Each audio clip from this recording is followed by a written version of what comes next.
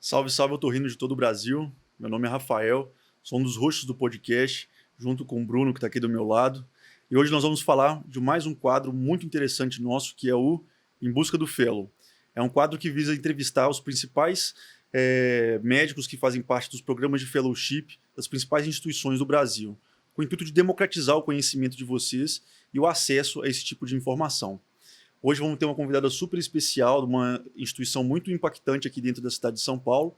Mas antes de tudo, sempre agradecer ao nosso patrocinador, a Ferrari Medical, uma empresa de materiais cirúrgicos, focado basicamente nas cirurgias endoscópicas e na cirurgia de laringe, uma empresa com mais de 50 anos de história, idônea e que realmente tem reforçado cada vez mais esse papel de democratizar a informação para a nossa especialidade. No canto superior da tela, aqui em cima, vai estar um dos QR Codes para você poder ter acesso aos assessores da Ferrari e poder avaliar ali os materiais cirúrgicos deles. A gente aprova e muito a empresa e a gente já utilizou os materiais deles e sabe da qualidade que eles têm. Sem mais delongas, Brunão, apresenta para a gente a nossa convidada de hoje. Então, salve a todos. Hoje a gente vai conversar, entrevistar com a doutora Nathalie. Ela é médica pela Santa Casa de São Paulo, otorrino também pela Santa Casa de São Paulo e atualmente está cursando e finalizando o Fellow de Rinologia Estética Funcional também pela Santa Casa de São Paulo. Então, Nathalie, obrigado por ter aceitado o nosso convite, por estar aqui conversando com a gente. A gente fica honrado de ter você aqui no estúdio. Não, a honra é toda minha. Eu que fico agradecida por vocês me convidarem para participar desse quadro. Perfeito. Nathalie, reforçando as palavras do Bruno, obrigado de verdade por você ter topado participar aqui com a gente, principalmente para trazer um fellow que é cada vez mais visado, cada vez mais buscado pelos residentes aí egressos da otorrino. E a gente sabe muito bem por quê, né? Assim, realmente tem uma área poderosíssima, pelo menos em termos de retorno financeiro, né? Então as pessoas realmente acabam procurando bastante, ainda mais na instituição feita a Santa Casa, né? Que o Bruno agora está tendo o prazer de conhecer e só ouço falar coisas boas de lá desde que você entrou lá. Então, assim, isso é muito bom para as pessoas poderem conhecer um pouquinho mais sobre lá. Não, sem dúvida. E vamos começar ali um pouquinho do início, Nathalie. Como é que foi para você a escolha da medicina e depois como é que foi a escolha da otorrino, né? Contando assim, você é daqui de São Paulo mesmo, você veio do interior, como é que foi isso tudo? Eu sempre morei aqui em São Paulo, né? Fiz escola aqui, ensino médio. E a escolha da medicina seria mais bonito eu falar que foi por conta que eu cresci pensando em ser médica, mas na verdade foi mais uma coisa pragmática. Minha irmã acabou fazendo medicina, né? E eu não tenho ninguém da família que é médico. Ela fez medicina, eu vi como era o processo, gostei do processo, ela ficou bem feliz quando entrou na faculdade. Era uma pessoa muito estudiosa também, sempre com as melhores notas, então eu me vi na possibilidade de prestar medicina e tentar também. E quando eu entrei, foi maravilhoso, assim, eu acabei fazendo 2 anos de cursinho, né, o primeiro ano acabei estudando um pouco errado, aí acabei fazendo o segundo ano, e aí no segundo ano eu entrei em 2 faculdades aí, mas acabei ficando na Santa Casa. Ótimo. E depois que você entrou na faculdade ali, como é que foi para você determinar que queria fazer otorrino mesmo? Também foi uma escolha bem racional, assim, fazer otorrino. Inicialmente, eu acompanhava já um otorrino durante a minha formação, do 4º ano ao 6º ano, eu instrumentava para um otorrino de fora da Santa Casa, e eu gostava muito das cirurgias que ele fazia, né? Então, eu via como eram as cirurgias e isso me encantou bastante. Mas a escolha foi uma escolha bem racional. A otorrino é uma área super abrangente, né? Tem parte clínica, tem parte cirúrgica. Acabei fazendo a escolha dessa forma. Então, quando eu entrei na otorrino, para ser bem sincera, eu não sabia se era exatamente isso que eu queria. E na primeira semana na Santa Casa, eu realmente, assim, me apaixonei na Santa Casa da otorrino, né? Na primeira semana de residência, eu me apaixonei e aí eu vi que eu tava no lugar certo. Nossa, que legal, cara. Eu imagino que lá... Porque para mim também foi meio assim quando eu entrei na escola, porque eu já tinha muito dessa noção de que eu já ia fazer otorrino, não porque eu tenho familiares, mas porque eu acompanhei desde o 6º período. E no meu time de basquete da faculdade tinha muita gente que fazia otorrino, né? Mas no dia que eu cheguei nas primeiras semanas assim, do PS da escola e dos ambulatórios, eu falei assim, acabou, cara, é isso aí mesmo que eu queria fazer. É isso, eu acho né? que ainda mais quando você faz um lugar que tem esse academicismo muito forte, lá a gente sabe também que tem, muito rico de casos e tudo mais, realmente encanta muito, né? Não, é apaixonante. Apaixonante mesmo. E assim, a gente tem pouco contato, né, na faculdade com o otorrino em si, pelo menos na Santa Casa. Acho que em tudo, no geral. enfim, na Santa Casa, assim, o pessoal fica 2 semanas só no internato. Então, eles têm muito pouco contato mesmo. E na minha época, então, a gente nem rodava no pronto-socorro, só participava das reuniões. Então, a gente não tinha noção mesmo de como funcionava. Eu não fazia ideia. Você chega a um mundo totalmente diferente do que está acostumado. Né? Exato, totalmente diferente e com aprendizados totalmente novos, que eu acho que é uma coisa que não é reforçado muito, né? Na faculdade. Sem dúvida. Totalmente diferente da pessoa que faz residência clínica médica ou cirurgia, né? Que você tem muito mais prática com isso. Já dá pra ter uma ideia. Chega sem saber nem fazer uma otoscopia. Exato. Otoscopia, o que é uma cera. Tanto que tem muito caso assim. E logo depois que você entrou ali na otorrino, como é que foi essa escolha pra você da plástica facial e da rinoplastia em específico?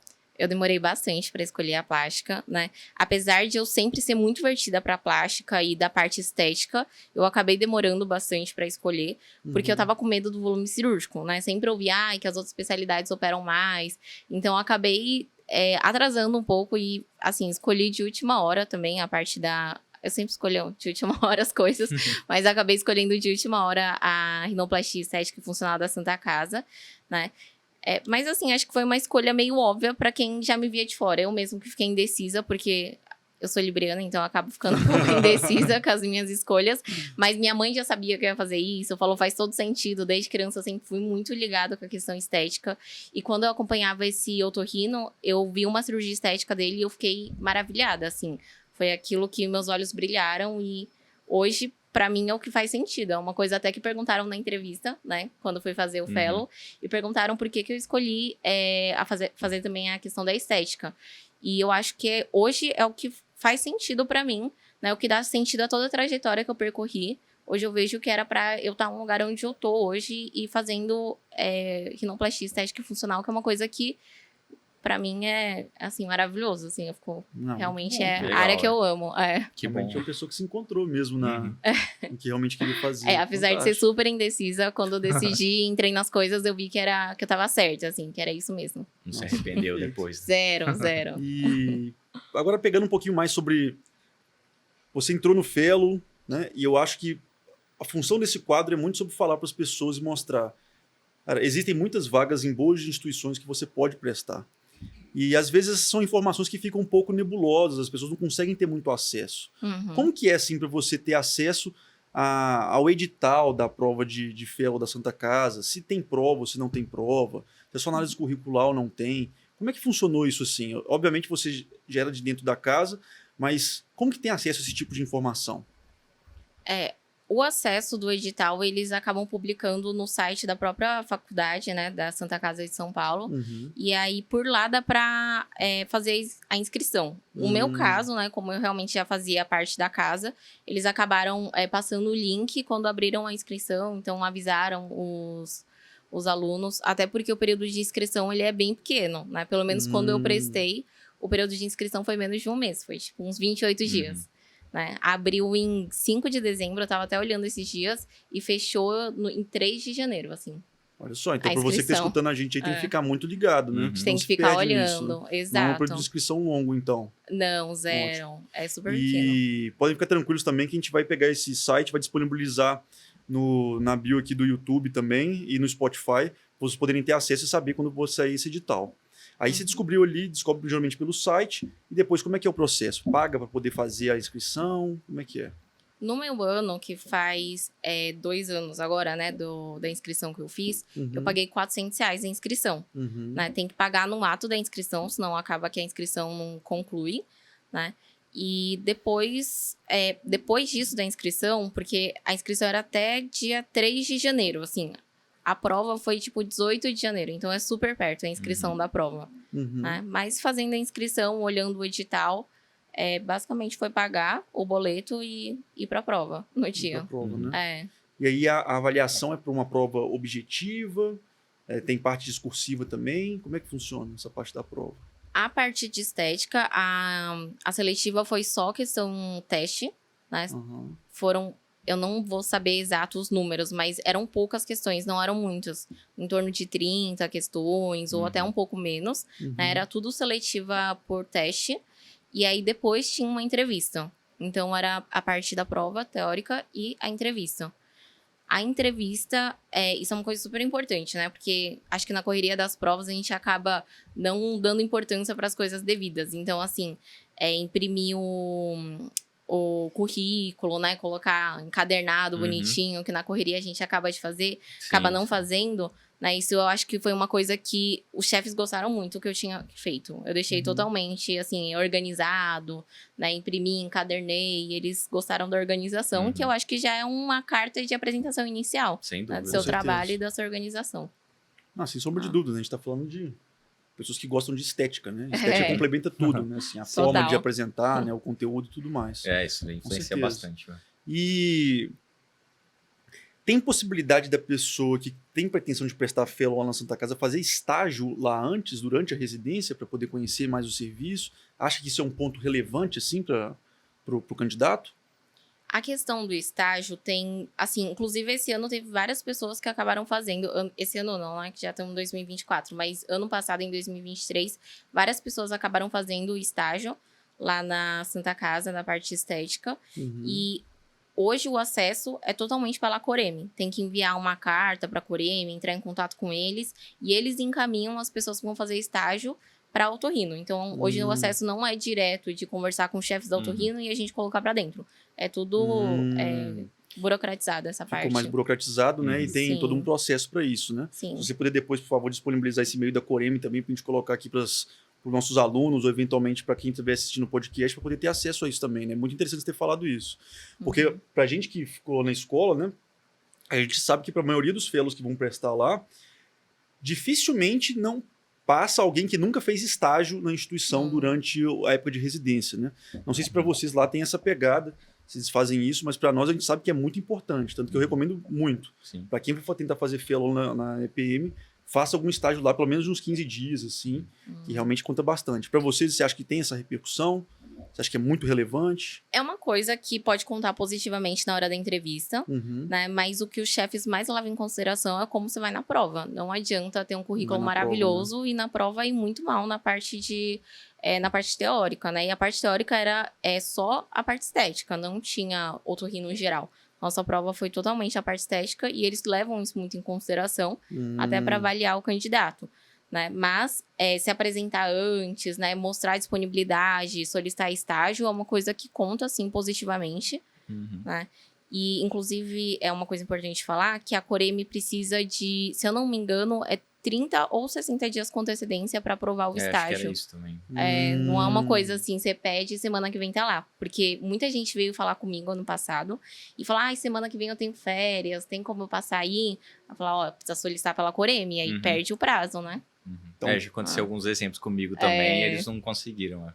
Então, Exato. Tem que se programar com antecedência. Muita atenção nessa informação que a gente deu aqui agora. Estágio é obrigatório fazer lá? Provavelmente não é obrigatório. Mas fellowship, gente, não é tipo prova de residência em que os critérios são mega objetivos, né? Você se apresentar, ser conhecido pelas pessoas que estão lá, tem uma relevância tremenda, né? Você ter um bom network da instituição que você pretende prestar tem uma relevância tremenda. E, para poder conseguir fazer isso, olha o nível de organização que você vai ter que ter. Vai ter que se programar pelo menos com 2 meses de antecedência para poder solicitar, para poder bater com as suas férias, né, provavelmente, ou se sua residência permitir que você faça estágio externo, né, algumas permitem, para depois você poder fazer. Então, prestem muita atenção. Tem que ter um nível de organização muito bom para poder ter alguma chance ali dentro da Santa Casa, né, que é uma instituição de extremo renome. Então, assim, muita atenção nessa informação, que eu acho que ela é muito útil para todo mundo que quiser prestar. E, Nathalie, passando por essa parte do processo seletivo só todo... Só uma coisa, eu posso só acrescentar claro. uma coisinha, só Sim. que eu fiquei pensando também. Eu vi muita gente fazendo estágio lá e, assim, mostrando não muito interesse, né? A questão não é só fazer estágio e dar as caras, é também fazer um bom networking lá, mostrar que trabalha bem, né? Que conversa bem com os pacientes, que tá interessado nas cirurgias, porque isso os chefes notam, né? Parece que não, mas... Não, com certeza. Só ir lá pontos, e fazer. Né? Acho que poucas vezes na nossa carreira assim, a gente é tão observado quanto residência / fellowship, né? Sim. Parece um grande Big Brother, né? Tem câmeras te vendo de todos os lados, né? Literalmente. Então, realmente, a gente tem que mostrar serviço, não tem como. E partindo um pouquinho já depois dessa fase toda burocrática, de ter passado por esse processo inteiro, conta mais pra gente como é que é a rotina de um fellow de rinoplastia dentro da Santa Casa. de segunda até sexta, ou se tiver final de semana também, como que é seu dia a dia lá? Eu vou na Santa Casa de segunda a quinta. Sexta-feira é meu day off lá. Lá tem 1 dia e meio de day off, mas isso é negociável com o chefe, né? E varia de ano para ano. No meu ano e no ano passado, que também o Fellow negociou os mesmos dias, o meu day off é terça à tarde e sexta-feira o dia inteiro. Uhum. Fim de semana a gente não tem sobreaviso. Os sobreavisos ficam basicamente a encargo do pessoal da endoscópica, né? Que ficam com sobreavisos Mas no é nariz. tranquilo. Mas o fim de semana quase nunca tem alguma coisa para resolver. De vez em quando, muito raro, paciente interna para fazer antibiótico terapia, infecção, né? E aí a gente acaba ficando um pouco aí de sobreaviso nessa questão. Mas não tem urgência no fim de semana ou ter que ir para Santa Casa no fim de semana. É uma coisa assim, fazer fellow de rinologia estética funcional é até uma das razões de que eu gosto, né? Não tem muita urgência. Né? É uma coisa totalmente eletiva e programável. Muito difícil ter alguma urgência, né? Tipo fraturas, assim. Sim. Mas de segunda-feira, eu acompanho fora um serviço externo de um chefe, a parte de rinoplastia. Então, eu assisto 1 ou 2 cirurgias, a depender do quanto entra de tempo, né? Das 7 horas da manhã até meio-dia, 1 hora, que é o horário que entra a cirurgia na Santa Casa. De lá que eu faço esse estágio aí no Hospital Paulista, eu vou para Santa Casa. E na Santa Casa, assim, 3 de 4 semanas tem cirurgia de rinofuncional. E aí, essa cirurgia de rinofuncional, a gente entra, o fellow, né, junto com o preceptor e o residente. Aí, na terça-feira de manhã, antes eu ficava para fazer trabalhos aí, não seria nem TCC, mas trabalhos que eu tô dando andamento em relação aí à parte estética. Mas hoje, a partir de março, mudou o ambulatório para terça de manhã. Então, terça de manhã o pessoal tá no ambulatório. E aí, à tarde é o day off, que eu acabo trabalhando fora, mas isso não tem nada a ver com fellow. Quarta-feira é o dia mais pesado que tem, que começa com reunião de manhã às 7 horas. Aí, depois da reunião, a gente vai ou para um ambulatório ou para cirurgia, a depender se é primeiro horário ou segundo horário. Se for primeiro horário, a gente entra na cirurgia de manhã e toca o ambulatório à tarde, né? E se for segundo horário, a gente toca o ambulatório de manhã e depois vai para cirurgia. E aí, é um dia, assim, que não tem previsão para terminar. Tem vezes que termina cedo, 3, 4 horas.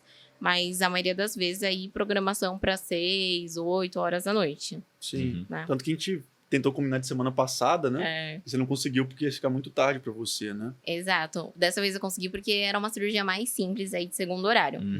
E aí também na quarta-feira tem bastante cirurgia. Uma vez a cada 2 meses que a gente não opera. O resto das quartas a gente opera a parte estética lá na Santa. Quinta-feira de manhã eu acompanho também serviço externo de chefes. E aí, à tarde, eu faço septo com o R2, o residente do segundo ano. Na quinta tarde. Sexta-feira, day off completo. Sexta-feira, day off, eu trabalho fora para ganhar um pouco de dinheiro, porque Tem que o ganhar. fellow não paga nada. Justamente. Outro ponto importante, né? Dificilmente vocês vão ver algum tipo de fellowship que você recebe para estar lá, né? Acho que não, otorrino, acho que é dificílimo. Só o meu caso que é residência, né? Só que o meu caso que eu sou residente de novo. Então, recapitulando, né? Basicamente, vocês têm muita exposição ao Hospital Paulista, né? Na segunda-feira. Para quem não conhece, que estiver assistindo a gente, provavelmente talvez não conheça, o Hospital Paulista é um hospital otorrinolaringológico que tem aqui em São Paulo, fica na Vila Mariana. Quem opera muito de vocês lá vai ser com o Dudu, né? Dr. Eduardo Dolce e o Dr. Ricardo Dolce. Isso, com o Dr. Eduardo e com o Dr. Ricardo Dolce. Então, vocês vão muito lá, né? Todas as segundas-feiras vocês estão com eles lá. Sim. Na terça-feira, pelo que eu entendi, vai ter mais uma parte ambulatorial de manhã cedo e de tarde você tinha seu day off, que foi negociável. E o dia, assim, de aprendizado cirúrgico são as quartas. Que basicamente você opera só não opera uma quarta a cada 2 meses, que você falou. Segunda também, a gente opera todas as segundas, tirando uma segunda-feira por mês, que a gente não opera. E quinta-feira a gente opera em todas as quintas. Todas as quintas, né? Com o residente lá. Mas a parte de você fazer rinoplastia mesmo sua é na quarta. Isso, na quarta. De vez em quando a rinofuncional vira um pouco de estética, né? Porque a rinofuncional que a gente considera na Santa Casa são cirurgias que a gente não vai abrir a ponta, então a gente não faz acesso aberto. Mas a gente faz osteotomia, faz redução de giba, faz um tongue and groove, tudo que dá pra fazer com acesso fechado a gente faz. Então acaba tendo bastante estética também na segunda-feira. Na segunda-feira, entendi, perfeito. Pegando assim para a pessoa que está de casa tentar entender e contabilizar em termos de número de procedimentos. Você que já está praticamente acabando agora, acaba em maio, né? Como é que foi assim? Você conseguiu contabilizar quantos procedimentos você fez seus? No início eu contava certinho, colocava no Excel. Acabei perdendo isso ao longo do ano por preguiça mesmo. Mas, em média, eu opero 3 vezes na semana a cirurgia minha, que eu vou entrar mesmo. Eu vou operar, ser a cirurgião principal auxiliar até do residente, porque na Santa Casa a prioridade é do residente aprender, né? Então a gente acaba ensinando bastante eles. Então, em torno aí umas 3 cirurgias por semana, nossa. Mas eu acabo acompanhando fora aí umas 2, de vez em quando 3 fora, né? Na sexta-feira também, que eu tenho day off, várias vezes o chefe acaba chamando. Mas como eu trabalho fora e eu preciso do dinheiro, eu acabo não indo. Mas quem tem interesse aí, não precisa trabalhar, sexta-feira pode acompanhar a cirurgia com os chefes também, né? E de vez em quando me chamam em feriados também. Mas assim, é uma coisa totalmente à parte e totalmente não obrigatória, né? Se você não quiser falar, olha, não dá, eu vou viajar, ou não, vou trabalhar fora, eles não vão cobrar, não tem nada de pressão em relação a isso. Mas voltando aí ao número cirúrgico, né? Dá em torno aí de umas 3 cirurgias que eu opero mesmo. Então, por mês, daria umas 12 cirurgias em média, né? Por ano aí, que é um ano de fellow, dá umas 150, 144 cirurgias. É bastante. Para uma pessoa só. Coisa, sim. Definitivamente foi o maior volume que a gente conversou até agora, né? A Santa Casa opera bastante. O O volume lá é gigantesco mesmo. Então, prestem a minha atenção, gente. Vale realmente a pena pensar no fellow da Santa Casa. Nós estamos falando aí de 12 procedimentos mês, né? É coisa pra caramba. Além dos que acompanham, assim. Além dos que acompanham ainda. Acompanha muito fora. De fato, você aprende muito vendo. Depois de um certo tempo, quando você ganha uma certa expertise, né? Você consegue reproduzir muito o que você está vendo, né? Sim. Depois que vê uma certa questão manual, você consegue reproduzir muito. Não, e ver também chefes diferentes operando, né? Porque a gente falou do Dr. Eduardo e do Dr. Ricardo, mas de vez em quando eu acompanho também com o Dr. Rodolfo Scalia e também com o Dr. Marco Antônio Corvo. E aí, como eles operam em outros lugares também, isso é bom porque você acaba se inscrevendo em vários hospitais no fellow, né? Muito legal isso. Dá abertura para vários cadastramentos aí em hospitais. Então, 9 de Julho, Einstein, Santa Catarina. E aí vai indo, assim, bastante hospital mesmo. Esse é um ponto que eu acho muito relevante, principalmente para quem pensa em ficar em São Paulo quando vai fazer escolha de fellow, tá? Todos esses hospitais que ela acabou de falar aqui agora, é um parto para você poder se cadastrar, tá? Se não for por conta do alcunha de algum chefe seu que estiver ali te ajudando, você não consegue. Eu mesmo, quando fui tentar o meu cadastro, eu fiquei quase um ano para conseguir cadastrar no hospital, entendeu? Porque eu não estava indo lá regularmente. Oswaldo Cruz também, super dificílimo de cadastrar. Difícil. Então, fellow não é só para você poder aprender isso, né? Se inserir em bons hospitais aqui dentro de São Paulo realmente não é uma tarefa fácil, né? Não é uma tarefa fácil mesmo. E os programas de fellowship permitem muito isso. Por isso que eu acredito que todo mundo deveria, pelo menos, cogitar em fazer, né? Não só pelo aprendizado, mas também por poder se estabelecer em bons postos de trabalho, né? Exato. E eu acho que não é nem só fazer cadastro em um hospital nesse sentido. Eu acho que também é esse networking, né? Medicina e otorrino é muito indicação. Então, se alguém não te põe pra dentro e indica, um chefe fala, olha, abriu vaga em tal hospital, no ambulatório cirúrgico, você não consegue, né? Então, eu acho que essa questão também de fazer o networking, da indicação, é uma coisa que eu acho super importante, que no fellow eu acho que disponibiliza bastante. Sem sombra de dúvidas. Ótimo. Pegando um pouco mais sobre a parte técnica mesmo, assim, da sua experiência com rinoplastia dentro da Santa Casa, né? Porque a gente sabe que vão ter instituições que vão prezar basicamente só pela rinoplastia estruturada, né, rinoplastia aberta estruturada, e vão ter instituições que vão mesclar aí, por exemplo, com mais cirurgia de preservation. Como que você vê isso dentro da Santa Casa? Existe realmente essa mescla ou você acha que pende mais para um lado do que para o outro? Hoje em dia tá bem misto. Antes era só estruturada, tudo era aberto, né? Hoje em dia, com a preservation crescendo bastante, a gente acaba operando aí 70% de preservation para 30% de estruturada, na parte de quarta-feira.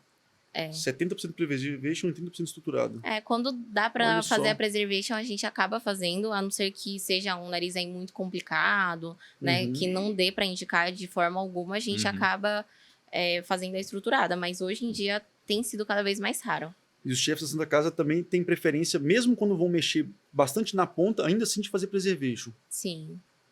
Isso, inclusive, no particular deles também. Eles fazem bastante preservation. Muito interessante. Porque acaba tendo resultado aí a longo prazo um pouco melhor, né? Da questão da definição aí do dorso, das irregularidades. Isso a gente observa bastante. Sim, sim. Até em termos de tempo cirúrgico mesmo também, né? Você pegar umas estruturadas que a pessoa começa a inventar moda demais, né? Assim, fica uma cirurgia longuíssima. E você vê pessoas que são muito práticos na parte de preservation, poxa, narizes belíssimos com 2, 3 horas de cirurgia, às vezes, né? Os cirurgiões de preservation, eles realmente têm essa agilidade muito grande. Muito legal isso, cara. Eu não sabia que vocês estavam com essa pegada de preservation tão forte assim. E o nosso chefe, ele acabou até fazendo estágio fora, fora do país, em Portugal, se eu não me engano. E ele voltou também com essa ideia bem forte aí de preservation, acompanhou aí os mestres da preservation. Qual dos chefes que foi? Foi o Dr. Marco Antônio Corvo. O Marco Antônio Corvo, E o Dr. Felipe Martins também, ele acabou fazendo estágio com o Miguel Ferreira. E aí são aí pessoas que pegam forte aí na preservation, então eles acabaram voltando bem forte com essa ideia, né? E essa questão que você falou de tempo cirúrgico, né, que acaba reduzindo, eu acho que para fellow, né, acaba demorando um pouco mais, porque para olhar, né, para aprender, é muito mais fácil fazer na estruturada, que você tem um acesso e a visão completa. E aí na preservation já é um pouco de um aprendizado a longo prazo, eu acho, é mais um aprendizado demorado. Sim, com certeza. Você tocou num ponto muito importante mesmo, né? Tanto que é uma das vantagens da estruturada nesse aspecto, né? O ensino, né? Isso é mais fácil. O ensino para estruturada é muito mais fácil. Poxa, bem legal, cara. Porque você vê que boa parte dos serviços brasileiros, em geral, tem uma pegada muito forte de estruturada, né? Sim. As pessoas praticamente não aprendem muito sobre preservation mesmo. E você pensar que foi algo que basicamente foi idealizado e democratizado no Brasil, né? Pelo Wilson Davis. Wilson Davis é um dos papas da preservation. Eu nem sabia disso. De lajeado, Wilson Davis. Tanto que vários pessoal de Portugal vieram aqui aprender com ele, né? Ele foi um dos primeiros caras que falou sobre não abrir teto em rinoplastia, né? Isso lá na década de 90, 80. Mas não pegou naquela época, né? Ridicularizaram ele na época, ninguém falou nada. E voltou com tudo agora, né? Tanto que ele foi homenageado no Congresso da FOL. Teve uma série de coisas assim que fizeram em relação a ele, porque ele realmente já falava disso há muitos anos atrás, né? Muitos anos atrás mesmo. Então, assim, eu acho muito legal ter realmente voltado com essa pegada. E outra questão também dessa questão da preservation, que eu falei que fica menos irregularidade, é porque cada vez mais os pacientes de estética estão mais exigentes aí com o resultado. Então, o pessoal acaba achando que vai no SUS, né? Porque a Santa Casa atende pacientes do SUS. Os pacientes não vão ser tão exigentes. E pelo contrário, né? Porque assim, no SUS é de graça, então, assim, muitos pacientes são muito exigentes, né? E qualquer coisinha, assim, que fica fora do lugar, eles querem reoperar. E a gente tem bastante retoque aí por conta disso também. Por conta disso, né? E aí a preservation, ela acaba dando menos reoperatório, né? Menos retoque, porque fica com menos irregularidade no dorso mesmo. A longo prazo. Bem legal, interessante. Ótimo, né, cara? Assim, poxa, Nathalie, muito obrigado pela sua participação aqui hoje com a gente. Eu acho que ficou muito claro para quem está escutando aí de casa como é que é a parte de poder entrar dentro da Santa Casa, conhecer a pegada da Santa Casa também. Para quem não conhece tanto lá, né? Por exemplo, eu que nunca passei lá por dentro igual o Sassá está fazendo agora. Se tem uma coisa que você sempre escuta de uma pessoa que faz residência na Santa Casa ou fellow é que eles adoram vou dizer se gabar, né? Mas é quase isso, do volume cirúrgico que eles têm. Né? Eles adoram falar disso, né? Porque é uma instituição com pegada assistencial muito, muito, muito, muito forte, né? Então, realmente, lá tem essa questão muito forte. Até a doutora Ana, que é o estomatologista, quando veio aqui conversar com a gente, falou assim, Ela não, lá a gente opera. É o orgulho existe mesmo da Santa esse Casa. orgulho da Santa Casa mesmo em relação a isso. Então, assim, mais uma vez, muitíssimo obrigado. Espero que tenha ficado claro para vocês aí de casa como é que funciona o processo, todas as vantagens que tem para poder fazer o fellow dentro da Santa Casa. A gente vai deixar o seu contato também, né? Pode deixar. Disponível ali para as pessoas poderem tirar dúvidas eventualmente. E acho que é isso, né, Sassá? A gente conseguiu abordar bem. Não, ficou acho que tudo bem claro. Tudo de processo seletivo, rotina, como é que funciona o fellow, como é que dá para trabalhar fora. Era bem isso que a gente queria abordar mesmo. Então, obrigado por ter disponibilizado o seu tempo aí de conversar com a gente. Foi muito produtivo mesmo. Obrigada, eu. Então, prazer pessoal, é todo meu. Esse foi mais um episódio do Em Busca do Fellow. Espero que vocês tenham gostado. Compartilhem nas suas redes sociais e com seus amigos ali, otorrinos ou otorrinos já formados que estão pensando em prestar alguma vaga de fellow. Eu acho que tem uma informação de muita qualidade que vai ajudar vocês nesse processo. Fiquem com Deus e até a próxima. Obrigado.